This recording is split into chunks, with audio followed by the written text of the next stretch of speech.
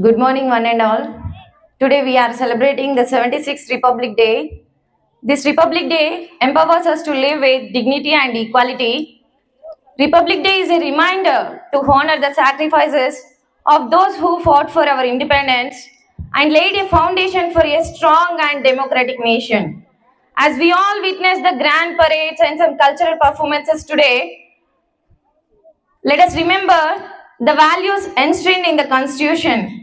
The Constitution of India is a supreme law of India establishing the country's political system, fundamental rights, and duties of citizens. It is the longest written national constitution in the world. The Constitution of India was adopted by the Constituent Assembly on 26 November 1949, but it came into existence on this special day January 26 in 1950.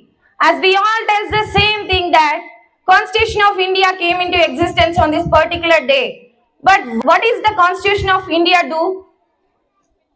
It establishes the government. It defines the structure, powers and responsibilities of the government. Constitution of India guarantees the fundamental rights, duties of citizens, grants all the fundamental rights such as equality before law, freedom of conscience, and freedom of religion. It also establishes a peculiar state that recognizes the freedom of conscience and religion.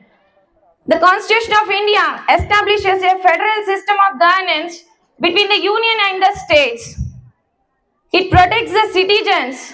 It empowers the judiciary to invalidate laws or government actions that violate the Constitution. As we all gathered here to commemorate the things happened in the history, but I finally conclude that not only commemorating, but also we have to encourage the kids by telling them about our great freedom fighters.